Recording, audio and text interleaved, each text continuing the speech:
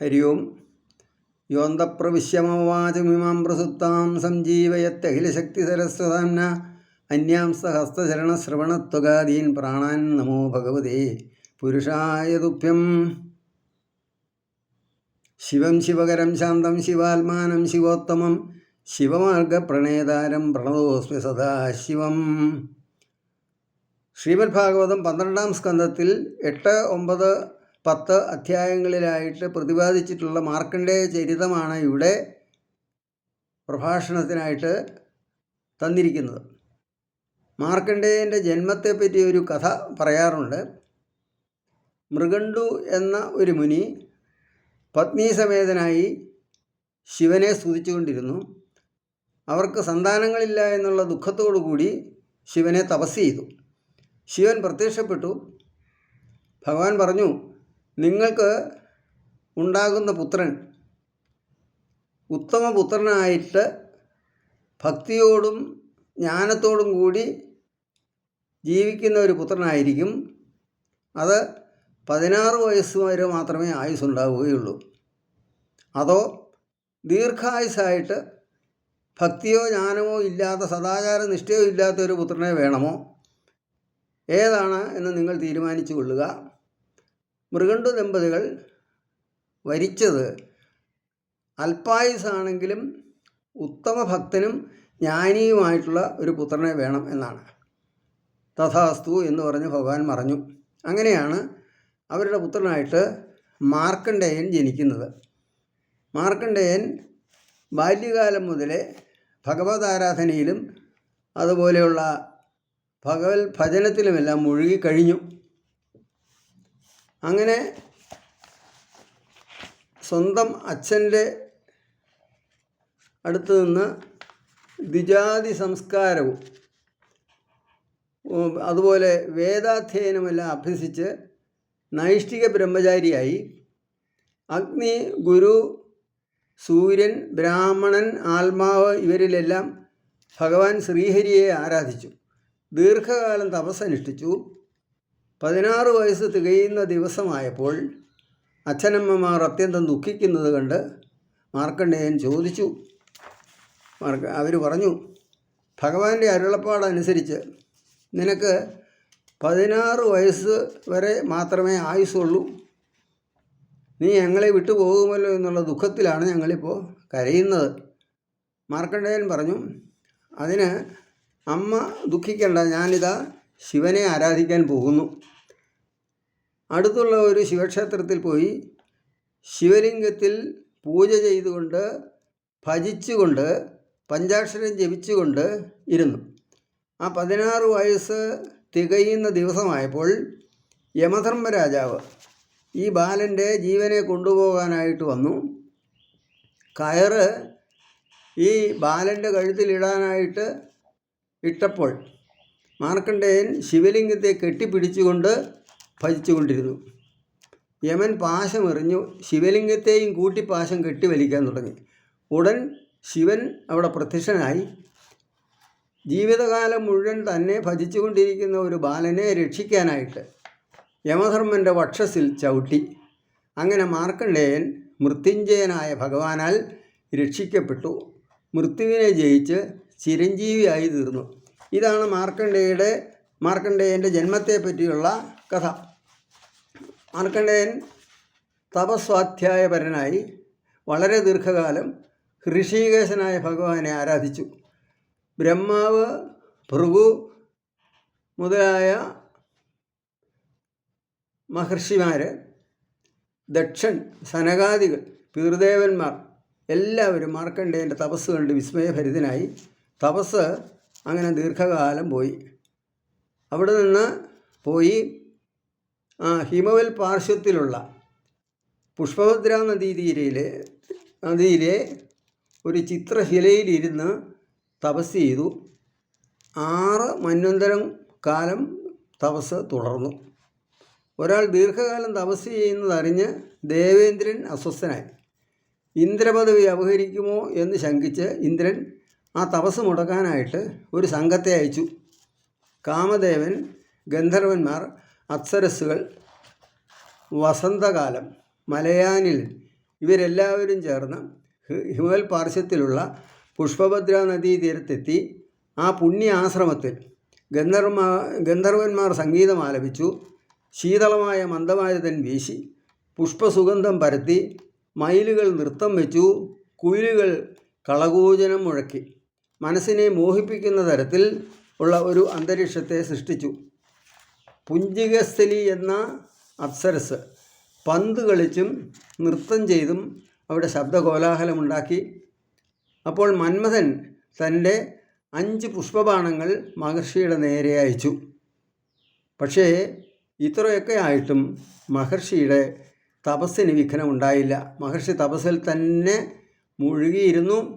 കണ്ണുകൾ അടച്ച് ധ്യാനത്തിൽ മുഴുകി ഇരുന്നതേയുള്ളൂ. ഈ പരിശ്രമമെല്ലാം പരാജയപ്പെട്ടു എന്ന് കണ്ട് കാമദേവനും സംഘവും അവിടെ നിന്ന് നേരെ ഇന്ദ്രൻ്റെ സമീപത്തേക്ക് തിരിച്ചുപോയി. ഇത്രയും ആയപ്പോൾ മാർക്കണ്ഡേയൻ തൻ്റെ ഭക്തിദാർഢ്യം കൊണ്ട് ഭഗവാനെ തന്നെ ധ്യാനിച്ചു കൊണ്ടിരുന്നു. മാർക്കണ്ഡേയൻ്റെ ഭക്തി കണ്ട്, തപസ്സിൻ്റെ ആ സ്ഥിരതയും കണ്ട് സന്തുഷ്ടരായിട്ട് ഭക്തനെ അനുഗ്രഹിക്കാനായി തപസ്വാധ്യായ സംയമം നേടിയിരിക്കുന്ന മാർക്കണ്ഡേയൻ്റെ മുമ്പിൽ നരനാരായണന്മാർ ആവിർഭവിച്ചു. അവർ ആവിർഭവിച്ചത് നരനും നാരായണനുമായിട്ടാണ്. തൗ ശുക്ലകൃഷ്ണൗ നവകഞ്ചലോചനൗ ചതുർഭുജൗ രൗരവവൽക്കലാംബരൗ പവിത്രപാണി ഉപവീതകം ത്രിവൾ കമണ്ഡലും ദണ്ഡമൃജും ച വൈണവം. നരൻ എന്ന ദേവൻ ശുഭ്രവർണ്ണത്തിൽ കൃഷ്ണമൃഗത്തോൽ ധരിച്ചിരിക്കുന്നു. നാരായണ ഋഷി മരൗരി ധരിച്ച് ചതുർഭുജനായി ആ കൈകളിൽ പവിത്രം, ഉപവീതം, കമണ്ഡലു, ദണ്ഡം ആദിയായവ ധരിച്ച് താമരതള നേത്രനായി തപസ്സിയുടെ രൂപത്തിൽ കാണപ്പെട്ടു. മാർക്കണ്ഡേയൻ ആ ഭഗവാൻമേരെ കണ്ട് അത്ഭുതപ്പെട്ടു. എന്നിട്ട് ഉത്ഥാനം ചെയ്ത് ദണ്ഡനമസ്കാരം ചെയ്തു. ഭഗവത് ദർശനത്താൽ ആനന്ദപ്രഹർഷത്തിൽ രോമാഞ്ചപുളകിതനായി അഞ്ജലീബദ്ധനായി നമോ നമ എന്നുച്ചരിച്ചുകൊണ്ട് ഗൽഗതത്തോടുകൂടി പറഞ്ഞു: ഭവാന്മാരെ എങ്ങനെ സ്തുതിക്കാനാണ്? നിന്തിരുവടികൾ ലോകക്ഷേമത്തിനായിട്ടും ദുഃഖനിവാരണത്തിനായിട്ടും വർത്തിക്കുന്നുവല്ലോ. നിന്തിരുവടിയെ അറിയാൻ വേദത്തിലൂടെ മാത്രമേ സാധ്യമാവുകയുള്ളൂ. ആത്മാവിൽ ഗൂഢമായിരിക്കുന്ന ബോധസ്വരൂപനായ മഹാപുരുഷനായതുകൊണ്ട് അങ്ങനെയുള്ള ഭഗവാനായിട്ട് നമസ്കാരം. നരനാരായണന്മാർ അരുളി ചെയ്തു: ബ്രഹ്മശ്വരനായ അങ്ങ് അനപായിനീ ഭക്തിയാൽ തപസ്വാധ്യായ സംയമം നേടി അങ്ങയിൽ ഞങ്ങൾ സംപ്രീതരായിരിക്കുന്നു. അങ്ങയ്ക്ക് എന്താണ് വരം വേണ്ടത് എന്ന് പറഞ്ഞാലും. മാർക്കണ്ഡേയൻ തുടർന്നും ഭഗവാന്മാരെ സ്തുതിച്ചു. സർവരക്ഷിതാവും സ്ഥാവരജംഗമങ്ങളുടെ നിയന്താവുമായ അവിടുത്തെ ഞാൻ ഭജിക്കുന്നു. എല്ലാ ശക്തികളിൽ നിന്നും ഭയത്തെ അനുഭവിക്കുന്ന ജനങ്ങൾക്ക് ഭയനിവൃത്തി നൽകുന്നവനാണ് അങ്ങ്. ബ്രഹ്മാവ് പോലും ദ്വിപരാർത്ഥ അവസാനം മരണം വരുമല്ലോ എന്ന് ഭയക്കുന്നു. ആത്മാവിനെയും മറയ്ക്കുന്ന തുച്ഛവും നിഷ്ഫലവുമായ ദേഹാദികളെ വിട്ട് നിലകൊള്ളുന്ന ഈശ്വരനും സത്യസങ്കല്പനുമായ നിന്തിരുവടിയെ ഞാനിതാ ഭജിക്കുന്നു. ത്രിഗുണങ്ങളെ സ്വീകരിച്ച ത്രിമൂർത്തികൾക്കും അതീതനായ അങ്ങ് പരമശാന്തി സ്വരൂപനാണ്. സത്വപ്രധാന മൂർത്തിയായ നാരായണമൂർത്തിയെയും നരമൂർത്തിയെയും പരമപ്രേമത്തോടുകൂടി ഞാനിതാ ഭജിക്കുന്നു. തസ്മൈ നമോ ഭഗവതേ പുരുഷായ ഭൂമിനെ വിശ്വായ വിശ്വഗുരവേ പരദേവതായൈ നാരായണായ ഋഷയേ ച നരോത്തമായ ഹംസായ സംയതഗിരേ നിഗമേശ്വരായ. യദ്ദർശനം നിഗമ ആത്മരഹ പ്രകാശം മുഹ്യന്തി യത്ര കവയോജപരായതന്ത തം സർവവാദവിഷയപ്രതിരൂപശീലം വന്ദേ മഹാപുരുഷം ആത്മനി ഗൂഢബോധം.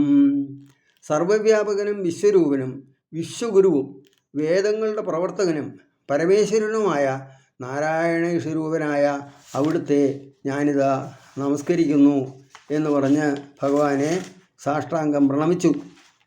മാർക്കണ്ഡേയൻ പറഞ്ഞു: വരമൊന്നും ഞാൻ ആഗ്രഹിക്കുന്നില്ല. അവിടുത്തെ ശ്രീമൽ പാദ ദർശനത്തിൽ തന്നെ ഞാൻ അനുഗ്രഹീതനായി. യോഗപക്വത കൊണ്ട് എനിക്ക് അവിടുന്ന് ദൃഷ്ടിഗോചരനായല്ലോ. എങ്കിലും നിന്തിരുവടിയുടെ ശക്തിയായ മായാവൈഭവം ഞാൻ ഇതുവരെ ദർശിച്ചിട്ടില്ല. ആ മായ ഒന്ന് കാണാൻ ഇച്ഛിക്കുന്നു എന്ന് പറഞ്ഞ് ഭഗവാനെ നമസ്കരിച്ചു. തഥാസ്തു എന്നരുളി ചെയ്ത് ഭഗവാൻമാർ മറഞ്ഞു. മാർക്കണ്ഡേയൻ വീണ്ടും ധ്യാനനിരതനായി. ഭഗവാൻ ഹരിയെ ധ്യാനിച്ചുകൊണ്ട് സർവത്ര ഭഗവാനെ തന്നെ ദർശിച്ചുകൊണ്ട് ഭക്തിപ്രസരത്തിൽ മുഴുകി ലയിച്ചിരുന്നു. അങ്ങനെയിരിക്കെ പുഷ്പഭദ്രാ നദീതീരത്ത് സന്ധ്യാസമയമായപ്പോൾ കാറ്റ് വീശി. ശക്തിയായ കാറ്റ്. ഭയങ്കര ശബ്ദത്തോടുകൂടി മേഘങ്ങൾ ശബ്ദിച്ചു. ഇടിമിന്നലും ഘോഷവും അന്തരീക്ഷത്തിൽ മുഴുങ്ങി. ശക്തിയായ മഴ പെയ്യാൻ തുടങ്ങി. സമുദ്രം ഇളകിമറിഞ്ഞു. വൻപൻ തിരമാലകൾ ഉയർന്നു കരയെ വിഴുങ്ങി. ഭൂമി മുഴുവൻ പ്രളയജലത്തിൽ മുങ്ങി. അന്തരീക്ഷം മേഘാവൃതമായി. അന്ധകാരം സർവത്ര വ്യാപിച്ചു. മഹർഷി ഇരുന്ന ശിലയും ചുറ്റുപാടും പ്രളയജലം വ്യാപിച്ചു. ശക്തിയായി ഉയർന്ന തിരമാലയിൽപ്പെട്ട് മഹർഷിയും ആ ശിലയുമെല്ലാം മുങ്ങി. മഹർഷി ആ ജലത്തിലൂടെ നീന്തി നടന്നു. ഭയങ്കരമായ വിശപ്പും ദാഹവും തോന്നി. യാതൊരാലംബവുമില്ലാതെ വളരെ വർഷങ്ങൾ മൃത്യു വരുമെന്ന ഭയപ്പാടോടുകൂടി പ്രളയജലത്തിൽ കിടന്ന് കഷ്ടപ്പെട്ടു. അങ്ങനെ നീന്തി നടക്കുമ്പോൾ ഏറെ അകലത്തല്ലാതെ ഒരു ദൃശ്യം കണ്ടു. പ്രാഗുത്തരസ്യാം ശാഖായാം തസ്യാപി ദൃശ്യേ ശിശും ശയാനം പർണപുടകേ ഗ്രസന്തം ഭൃവയാതമാം മഹാമരതകശ്യാമം ശ്രീമൽവദനപങ്കജം കമ്പുഗ്രീവം മഹോരസ്കം സുനാസം സുന്ദരഭ്രുവം. വടക്കു ഭാഗത്തായി ഒരു വടവൃക്ഷം. ആ വടവൃക്ഷ ശാഖ. അവിടെ ഒരു ആലിലയിൽ ശയിക്കുന്ന ശിശുവിനെ ദർശിച്ചു. മഹാമരതക ശോഭയോടുകൂടി ഇരുട്ടിനെ മുഴുവൻ ഗ്രസിക്കുന്ന പ്രകാശം പരത്തുന്നു. അതിസുന്ദരമായ ഗ്രീവം, കഴുത്ത്, ഉരസ്, നാസിക, പുരികക്കൊടികൾ ഇവയാലെല്ലാം ശോഭിക്കുന്നു. കരാരവിന്ദേന പദാരവിന്ദം മുഖാരവിന്ദേ വിനിവേശയന്തം വടസ്യ പത്രസ്യ പുടേ ശയാനം ബാലം മുകുന്ദം മനസാ സ്മരാമി ബാലം മുകുന്ദം ശിരസാ നമാമി. അങ്ങനെയുള്ള ആ ബാലമുകുന്ദനെയാണ് ദർശിച്ചത്. ആ ഉണ്ണിയുടെ തേജസ് ഇരുട്ടിനെ നശിപ്പിച്ച് പ്രകാശം പരത്തുന്നു. മരതക രത്ന ശോഭയോടുകൂടി താമരപ്പൂ പോലെ മനോഹരമായ മുഖം. എല്ലാ അവയവങ്ങളും അത്യന്തം സുന്ദരമായി കാണപ്പെട്ടു. ആ ഉണ്ണി ലോലമായ കൈവിരലുകൾ ചേർത്ത് തളിര് പോലെയുള്ള കൈകൾ കൊണ്ട് പദാരവിന്ദങ്ങളെ ചേർത്ത് പിടിച്ച് വായിലേക്ക് ചേർക്കുന്നു. അങ്ങനെ സ്വയം ആ പാദങ്ങളെ കുടിക്കുന്ന തരത്തിൽ ഉള്ള ഒരു സ്വരൂപത്തിലാണ് ബാലമുകുന്ദനെ ദർശിച്ചത്. വിസ്മയഭരിതനായി നോക്കി. ഈ അത്ഭുത ശിശുവിനെ നോക്കി സമീപത്തേക്ക് മുനി എത്തി. ബാലൻ്റെ ശ്വാസവായുവിലൂടെ ഒരു ചെറിയ പ്രാണിയെപ്പോലെ അകത്തേക്ക് പ്രവേശിച്ചു. നിശ്വാസവായുവിലൂടെ പുറത്തേക്കും വന്നു. ഇങ്ങനെ അകത്തേക്കും പുറത്തേക്കുമായി അനേക വർഷങ്ങൾ കടന്നുപോയി. ഉള്ളിൽ പ്രവേശിച്ച മുനി അത്ഭുത ദൃശ്യങ്ങൾ കണ്ടു. പർവ്വതങ്ങൾ, നദികൾ, വനങ്ങൾ, ദേശങ്ങൾ, രാജ്യങ്ങൾ, നഗരങ്ങൾ, ഹിമാലയ പർവ്വതം എല്ലാം കണ്ടു. താനിരിക്കുന്ന ആശ്രമവും ആ വായ്ക്കുള്ളിൽ ദർശിച്ചു. അവസാനം വടതളവും അതിൽ ശയിക്കുന്ന ബാലമുകുന്ദനെയും ദർശിച്ചു. ആ ബാലനെ ആശ്ലേഷിക്കാനായി അടുത്ത് ചെന്നു. പെട്ടെന്ന് എല്ലാം മറഞ്ഞു. മഹർഷി താനിരുന്ന ആശ്രമത്തിൽ തന്നെ ധ്യാനനിമഗ്നനായിരിക്കുന്നു. പ്രളയജലവും കാറ്റും കോളും മറഞ്ഞു. ഇതെല്ലാം മായാദർശനങ്ങളായിരുന്നു എന്ന് തിരിച്ചറിഞ്ഞു. ഇപ്രകാരം നാരായണ ഭഗവാനാൽ സൃഷ്ടിക്കപ്പെട്ട മായാവൈഭവം ദർശിച്ച് മാർക്കണ്ഡേയൻ ഭഗവാനെ തന്നെ ശരണം പ്രാപിച്ച് ധ്യാനിച്ചു. ആ സന്ദർഭത്തിൽ ആകാശമാർഗേണ പര്യടനം ചെയ്ത ഭഗവാൻ ശ്രീപരമേശ്വരൻ പാർവതീ സമേതനായി പരിവാരങ്ങളോടുകൂടി അവിടെ എത്തി. പാർവതീദേവി ശിവനോട് പറഞ്ഞു, നമുക്ക് ഭക്തോത്തമനായ മാർക്കണ്ഡേയനെ ഒന്ന് ദർശിക്കാം. ശിവൻ പറഞ്ഞു, എനിക്കും വളരെ സന്തോഷമാണ്. ഉത്തമ ഭക്തന്മാരെ ദർശിക്കുന്നതിൽ ഞാൻ വളരെയധികം ആനന്ദിക്കുന്നു. അയം ഹി പരമോ ലാഭോ നൃണാം സാധു സമാഗമ ഉത്തമഭക്തരായ സജ്ജനങ്ങളെ ദർശിക്കുന്നത് തന്നെ നമുക്ക് അനുഗ്രഹമായി ഞാൻ കരുതുന്നു എന്ന് പറഞ്ഞ് ശിവനും പാർവതിയും മാർക്കണ്ഡേയൻ്റെ മുമ്പിൽ വന്നു നിന്നു. ധ്യാനത്തിൽ മുഴുകിയിരുന്നതിനാൽ ഋഷി കണ്ണു തുറന്നതേയില്ല. ഭഗവാൻ തൻ്റെ യോഗമായയാൽ മാർക്കണ്ഡേയൻ്റെ ഹൃദയത്തിൽ പ്രകാശിച്ചു. അദ്ദേഹം അത്ഭുത പരവശനായി നോക്കി. മിന്നൽ പിണർ പോലെ തീവ്രമായ പ്രകാശം, ജടാമകുടം ധരിച്ച് ത്രിശൂലം, ഖട്വാംഗം എന്ന ആയുധങ്ങൾ, അക്ഷമാല, ഡമരുക, കപാലാസിധനു ഇവയെല്ലാമായി പുലിത്തോലുടുത്ത് ശോഭിക്കുന്ന ആ ഭഗവാന്റെ സ്വരൂപം കണ്ട് അത്ഭുത പരതന്ത്രനായി നോക്കി നിന്നു. മാർക്കണ്ഡേയൻ കണ്ണുകൾ തുറന്നു ശിവപാർവതിമാരെ ദർശിച്ചു. ഭക്തിപൂർവ്വം സ്തുതിച്ച് നമസ്കരിച്ചു. രുദ്രം ത്രിലോകയേക ഗുരും നനാമശിരസാ മുനി. നമഃശിവായ ശാന്തായ സത്വായ പ്രമുടായ ചാം രജോജുഷേപ്യഘോരായ നമസ്തുഭ്യം തമോജുഷേ. ഈ സ്തുതി കേട്ട് പ്രസന്നനായ ഭഗവാൻ അരുളി ചെയ്തു, അങ്ങയെ ദർശിച്ചതിൽ നാം അത്യന്തം സന്തോഷിക്കുന്നു. നമ്മെ ദർശിച്ചാൽ ആ ദർശനം നിഷ്ഫലമാവുകയില്ല. അങ്ങേക്ക് എന്താണ് വേണ്ടത് എന്ന് ചോദിച്ചുകൊള്ളൂ. ബ്രാഹ്മണ സാധവശ്ശാന്ത നിസ്സംഗ ഭൂതവത്സല ഏകാന്തഭക്ത അസ്മാസു നിർവൈര സമദർശിനാം സലോകാലോകപാലാൻസൻ വന്ദന്തി അർച്ചന്ത്യുപാസതേ അഹം ച ഭഗവാൻ ബ്രഹ്മ സ്വയം ച ഹരിരീശ്വരാം. ഉത്തമ ഭക്തനായ ഒരു ആളെ മുമ്പിൽ കണ്ടാൽ ആ ഭക്തനെ കണ്ട് ലോകങ്ങൾ മുഴുവൻ തന്നെ വന്ദിക്കുന്നു എന്നാണ്, ഉപാസിക്കുന്നു എന്നാണ്. എന്ന് മാത്രമല്ല, ഈ ശിവനായ ഞാനും ബ്രഹ്മാവ് എന്ന ഭഗവാനും അതുപോലെ സാക്ഷാൽ ഹരിയും ശ്രീഹരിയും അങ്ങയെപ്പോലെയുള്ള ഭക്തന്മാരെ കണ്ട് അത്യന്തം സന്തോഷിക്കുന്നു, അവരെ വന്ദിക്കുന്നു. ന ഹ്യമ്മയാനി തീർത്ഥാനി ന ദേവാശ്ചേതനോച്ഛിത തേ പുനന്തുരികാലേന യൂയം ദർശനമാത്രത. സാധാരണ ജലരൂപത്തിലുള്ള തീർത്ഥങ്ങളെ സന്ദർശിക്കുന്നത് കൊണ്ടോ അല്ലെങ്കിൽ ദേവതകളെ ആരാധിക്കുന്നത് കൊണ്ടോ ഫലം ലഭിക്കുന്നത് വളരെയധികം കാലം കഴിഞ്ഞിട്ടാണ്. എന്നാൽ അങ്ങയെപ്പോലെയുള്ള ഭക്തോത്തമന്മാരെ ദർശിച്ചാൽ തന്നെ ഫലം ഉടൻ തന്നെ ലഭിക്കും.